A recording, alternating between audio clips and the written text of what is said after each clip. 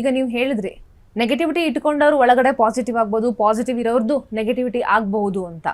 ಇದನ್ನ ಏನೋ ಬ್ಯಾಲೆನ್ಸ್ ಮಾಡೋದು ಹೇಗೆ? ಈಗ ಹೊರಗಡೆ ಬಂದ ಅಂತರದಲ್ಲಿ ಹೇಗೆ ಬ್ಯಾಲೆನ್ಸ್ ಮಾಡೋದು, ಹೇಗೆ ರಿಸೀವ್ ಮಾಡೋದು ಅಂತ?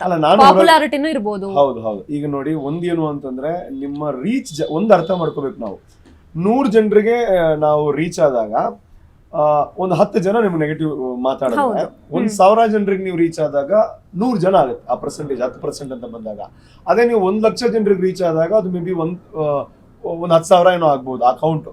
ಸೊ ನೀವು ಜಾಸ್ತಿ ಜನರಿಗೆ ರೀಚ್ ಆಗ್ತಾ ಇದ್ದಂಗೆ ನಿಮಗೆ ಪಾಸಿಟಿವ್ಗಳು ಬರುತ್ತೆ, ನೆಗೆಟಿವ್ಗಳು ಜಾಸ್ತಿ ಬರುತ್ತೆ. ಸೊ ನೀವು ಫೇಮಸ್ ಇಲ್ಲದೆ ಇದ್ರೆ ನಿಮ್ ಬಗ್ಗೆ ಮಾತಾಡಕ್ಕೆ ಹೋಗಲ್ಲ ಯಾರು ಅಂತ, ನೆಕ್ಸ್ಟ್ ರೀಲ್ಗೆ ಹೋಗ್ಬಿಡ್ತಾರೆ. ಸೊ ಬಿಗ್ ಬಾಸ್ಗೆ ಹೋದಾಗ ಫೇಮ್ ಬಂದೇ ಬರುತ್ತೆ.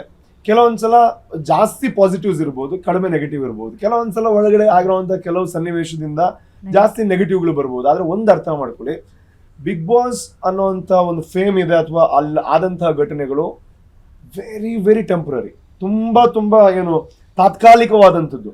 ಸೊ ನನಗೂ ಹೊರಗಡೆ ಬಂದಾಗ ಕೆಲವೊಂದೆಲ್ಲ ನೆಗೆಟಿವ್ಗಳು ಬರ್ತಾ ಇತ್ತು. ನಾನು ಕಮೆಂಟ್ ನೋಡಿ, ಅಯ್ಯೋ ನನ್ನ ಜೀವನದಲ್ಲಿ ಹೆಂಗ್ ಪಾಸಿಟಿವ್ ಇತ್ತು ಎಲ್ಲ, ನನಗೆ ಇದು ಬೇಕಿರ್ಲಿಲ್ಲ, ಎಷ್ಟು ಜನ ಬೈತಿದ್ದಾರೆ, ಬೈಕ್ ಬಂದಿಗೆಲ್ಲ ಬೈತಿದ್ರು.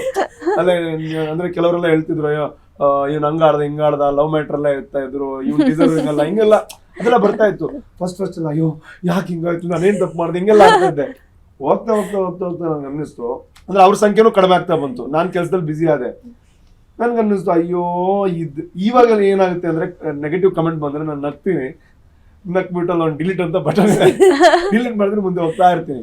ಬಿಕಾಸ್ ಅಲ್ಲಿ ಕಮೆಂಟ್ ಹಾಕೋನ್ ಪಾಪ ಅವನ್ ಲೈಫಲ್ಲಿ ಏನ್ ಸ್ಟ್ರೆಸ್ ಅಲ್ಲಿ ಇದಾರೋ ಗೊತ್ತಿಲ್ಲ. ನೋಡ್ದ ಹಿಂದೆ ಆದ್ರೆ ಅವ್ನ ಫ್ರೆಂಡ್ಗೆ ಹೇಳ್ತಾ ಇದ್ದ ಪೇಪರ್ ಟಿವಿ ಟೈಮಲ್ಲಿ, ಏನ್ ಮಗ ನಿಂಗೆ ಅಂತ. ಈಗ ಬರಿಬೋದಲ್ವಾ ಅಂತ ಬರ್ದ್ಬಿಡ್ತಾನೆ.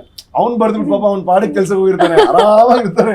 ನಾವು ಅದನ್ನ ನೋಡ್ಕೊಂಡು ಅಯ್ಯೋ ಇವ್ನ್ ಏನ್ ಅನ್ಕೊಂಡ್ ಬರ್ದ, ಅಯ್ಯೋ ಇವನ್ಗೆ ನನ್ನ ಮೇಲೆ ಏನ್ ಅಭಿಪ್ರಾಯ ಇರ್ಬೋದು, ಏನಕ್ಕೆ ಅವ್ರು ಅಷ್ಟೊಂದು ಥಿಂಕ್ ಮಾಡಲ್ಲ.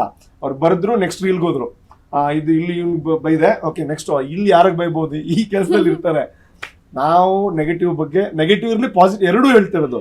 ಅದನ್ನ ನೀವು ಕಮೆಂಟ್ ನ ನೋಡಿ ಯಾವಾಗ ನಿಮ್ ತಲೆಯಲ್ಲಿ ಡಿಸಿಷನ್ಸ್ ಅನ್ನ ಮಾಡ್ಕೋತೀರಾ ತುಂಬಾ ಕಷ್ಟ ಆಗ್ಬಿಡುತ್ತೆ. ಬಿಕಾಸ್ ನಾನು ಅದೇ ತಪ್ಪು ಮಾಡಿದ್ದೆ. ಸೊ ನಾನು ಈಗ ಅದನ್ನ ಆಲೋಚನೆ ಮಾಡಿದಾಗ ಏನಕ್ಕೆ ಅಷ್ಟೊಂದೆಲ್ಲ ಟೆನ್ಷನ್ ಮಾಡಿದ್ದೆ. ಇವಾಗ ನೋಡಿ, ಇವಾಗ ಇಲ್ಲಿದೆ ನೆಗೆಟಿವ್. ಇವಾಗ ಬಿಗ್ ಬಾಸ್ ಬಗ್ಗೆ ನೆಗೆಟಿವ್ ಯಾರು ಮಾತಾಡ್ತಾರೆ? ಯಾರು ಮಾತಾಡಲ್ಲ. ಅದು ತುಂಬಾ ತಾತ್ಕಾಲಿಕ. ನನ್ನ ರಿಕ್ವೆಸ್ಟ್ ಇಷ್ಟೇ, ನಿಮಗೆ ಫೇಮ್ ಬಂದಿದೆ, ಅದೂ ತಾತ್ಕಾಲಿಕ. ಸೊ ನೀವೇನ್ ಮಾಡಿ, ಹೊರಗೆ ಬಂದ ತಕ್ಷಣ ಈ ರಿಬನ್ ಕಟ್ಟಿಂಗು ಅಥವಾ ಓಪನಿಂಗು, ಗೆಸ್ಟ್ ಇದೆಲ್ಲ ತುಂಬಾ ಬರುತ್ತೆ.